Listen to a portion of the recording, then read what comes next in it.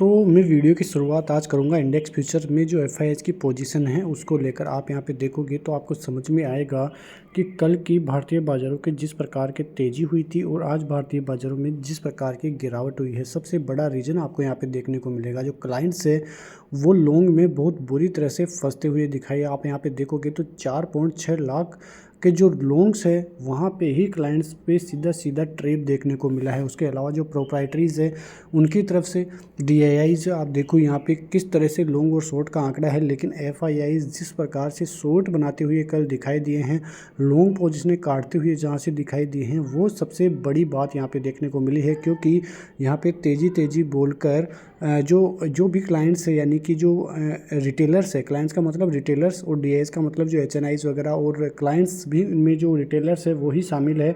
तो क्लाइंट्स मतलब रिटेलर्स और जो एचएनआईज है उनकी वजह से ही कल भारतीय बाज़ारों में तेज़ी आई थी। ज़बरदस्त तरीके से माल उन्होंने खरीदा और एफआईएच की तरफ से ज़बरदस्त शॉर्ट पोजीशनें बनाएगी और वही कारण रहा कि वहाँ पे उन लोगों को बहुत बुरी तरह से ट्रैप किया गया और उस ट्रैप की वजह से ही आज हाल देख सकते हैं बाज़ार का कि उनको निकलने का मौका भी नहीं मिला और बाज़ार लगभग 284 पॉइंट गिरावट के साथ 24,200 के लेवलों पे क्लोजिंग देते हुए नजर आए। अब कल का दिन भी काफ़ी इंपॉर्टेंट रहने वाला है, क्योंकि जिन लेवलों पे भारतीय बाज़ार यदि खड़ा है और वहाँ से यदि 24,100 का लेवल नीचे की तरफ टूट जाता है तो फिर आपको 23,800 और फिर 23,500 तक बाजार जाता हुआ दिखाई देगा, जो कि 200 एक्सपोनेंशियल मूविंग एवरेज वहाँ पे पड़ता है। तो आप नज़र रखिए बाज़ारों पर कि किस प्रकार से भारतीय बाज़ारों में जो है ट्रेप सामने आया है। अब यहाँ पे आप चार्ट्स को भी देखोगे, भारतीय बाज़ारों में निफ्टी के चार्ट्स को देखोगे तो आपको समझ में आ रहा होगा कि निफ्टी ने जो है हैंड शोल्डर पैटर्न बनाया, उसके बाद ब्रेक डाउन दिया और ब्रेक डाउन देने के बाद लगभग 23,800 के लेवल्स भी आते हुए दिखाई दिए। लेकिन वहाँ से जो रिवर्सल देखने को मिला है वो 24,500 तक ही आया है और हमारा अनुमान जो कि पहले भी यही था कि बाज़ार 24,500 के ऊपर की जो है सस्टेन करेगा, क्लोजिंग सस्टेन करेगा, तब जाके ही हम मानेंगे कि भारतीय बाज़ारों में रिवर्सल आ चुका है। लेकिन यदि वहाँ से रिवर्सल नहीं आया तो आप मानना कि भारतीय बाज़ार फिर से लोअर लेवलों तक जाएंगे और फिर 20 EMA जो कि हेड एंड शोल्डर पैटर्न का टारगेट भी है वो आता हुआ दिखाई देगा। और अब आज की क्लोजिंग के बाद लग ऐसा ही रहा है कि भारतीय बाज़ारों की फिर से हालत ख़राब होती हुई नज़र आई है। आज की क्लोजिंग बिल्कुल निचले स्तरों पर, यानी कि दिन के निचले स्तरों पर देखने को मिली है। कल से जहां पे ओपनिंग हुई थी आज वहां क्लोजिंग देखने को मिली है। तो कुल मिला के देखें तो भारतीय बाजार जो है थोड़ी बहुत जो है चिंता में आते हुए यहाँ पे आपको दिखाई दे जाएंगे। उसके अलावा बैंक निफ्टी देखोगे तो बैंक निफ्टी में कल तेज़ी भी ज़्यादा देखने को नहीं मिली थी, वहीं आज गिरावट भी तो ज़्यादा देखने को नहीं मिली है। 400 पॉइंट की गिरावट के साथ 51,916 की क्लोजिंग देखने को मिली है। अब कल यदि बैंक निफ्टी 51,800 के लेवल तोड़ देता है तो फिर आपको 51,600 और 51,450 ये 3 लेवल आते हुए दिखाई दे सकते हैं। उसके अलावा ऊपर की तरफ बात करो तो फिर से जो बाज़ार है उसको 52,050 के ऊपर जाना होगा, फिर 52,200 और फिर 52,450 वहाँ तक यदि बाज़ार जाता है तो फिर आपको रेजिस्टेंस फेस करने को पड़ेगा 52,600 का, जो कि बहुत ही ज़बरदस्त रेजिस्टेंस है। और वो जब तक पार नहीं होगा बैंक निफ्टी में भी तेज़ी आना ज़्यादा मुमकिन नहीं है। तो कुल मिला के देखें तो भारतीय बाज़ारों के ये हालात बनते हुए दिखाई दे रहे हैं।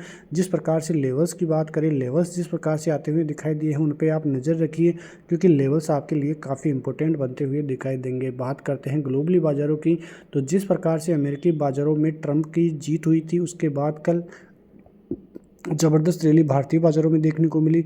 उसके बाद अमेरिकी बाज़ारों में तेज़ी ज़बरदस्त आई और क्लोजिंग आप देखिए तो ऑल टाइम हाई पे ही क्लोजिंग आपको देखने को मिली है। उसके अलावा आज फ्यूचर्स की बात करें तो वो भी ज़बरदस्त तेज़ी दिखाते हुए नज़र आ रहे हैं। तो अमेरिकी बाज़ारों का मूड माहौल काफ़ी पॉजिटिव बना हुआ है, लेकिन अमेरिकी बाज़ारों का असर भारतीय बाज़ारों पर ज़्यादा देखने को नहीं मिल रहा है। चाइनीज़ बाज़ारों में भी गिरावट ही कल देखने को मिली थी और आज भी हालात जो है चाइनीज़ बाज़ारों के थोड़े डगमगाते हुए नज़र आ रहे हैं, क्योंकि ऐसा माना जाता है कि यदि ट्रंप वापस आते हैं तो चाइनीज़ बाज़ारों के लिए दिक्कत होगी, क्योंकि वहाँ पे ट्रंप के द्वारा टैरिफ जो है बढ़ाने की घोषणा वो करते हुए दिखाई दे सकते हैं। आज रात 11:30 12:30 बजे बाद जिस प्रकार से जो आउटकम आएंगे फेड की मीटिंग के वो सबसे इम्पोर्टेंट रहेंगे। पहले 11:30 आते थे लेकिन अब 12:30 के बाद ही आते हुए दिखाई देंगे। तो वो बहुत ही इम्पोर्टेंट डेटा रहेगा, क्योंकि जिस प्रकार से 50 बेसिस पॉइंट पिछली बार जो है रेट कट कम हुई थी, उसके बाद इस बार भी अनुमान है कि 25 बेसिस पॉइंट जो है रेट कट होती हुई दिखाई दे सकती है। लेकिन रेट कट अलग है है, लेकिन जो आगे के आउटकम्स यानी कि जिस प्रकार की आशंकाएं फेड के चेयरमैन आगे के लिए बताते हुए नजर आएंगे, फोरकास्ट करते हुए नजर आएंगे, वो काफ़ी इंपॉर्टेंट डेटा फिर रहने वाला है। क्योंकि पहले भी जिस प्रकार से उन्होंने आगे के लिए बातें की थी, उसके बाद पॉजिटिव सेंटिमेंट्स बनते हुए दिखाई दिए थे, लेकिन अब इम्पोर्टेंट रहेगा उनका जो भाषण है वो काफ़ी इम्पोर्टेंट रहेगा कि वो आगे के लिए फ्यूचर प्लानिंग किस प्रकार से करते हुए नज़र आए हैं, या आगे भी किस प्रकार से रेट कट कम करते हुए नज़र आएंगे। उनके ऊपर दबाव भी रहेगा क्योंकि नए राष्ट्रपति आए हैं तो उनकी थोड़ी बहुत बात माननी भी पड़ेगी। तो ये सभी चीज़ें काफ़ी इंपॉर्टेंट रहेगी अमेरिकी बाज़ारों के लिए। और यदि इस बार रेट कट होती है और आउटकम पॉजिटिव आता है तो फिर से अमेरिकी बाज़ारों में ज़बरदस्त रैली देखने को मिलेगी, लेकिन इसका असर भारतीय बाज़ारों पर कितना पड़ेगा वो अब कल ही जो है ध्यान पड़ता हुआ नज़र आएगा।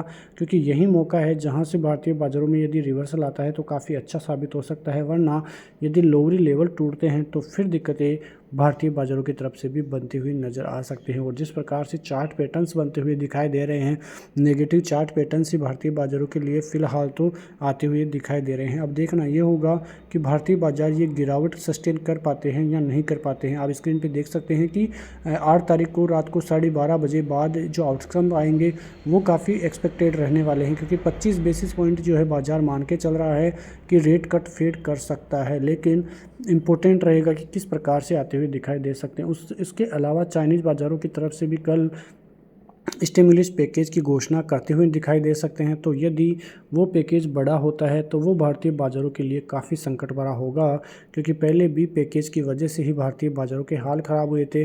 और यदि फिर से ऐसा होता है तो फिर मानना कि भारतीय बाज़ारों में ज़बरदस्त संकट बनता हुआ दिखाई दे सकता है। और यदि आगे भी एफआईआईज़ की बाइंग ना आए तो भी कोई बड़ी बात नहीं है, क्योंकि एफआईआईज़ बहुत बुरी तरह से भारतीय बाज़ारों में सेलिंग कर रहे हैं। आप देखोगे तो पिछले एक महीने का आंकड़ा देखो तो लगभग 1,20,000 करोड़ से ज़्यादा की सेलिंग आपको देखने को मिलेगी।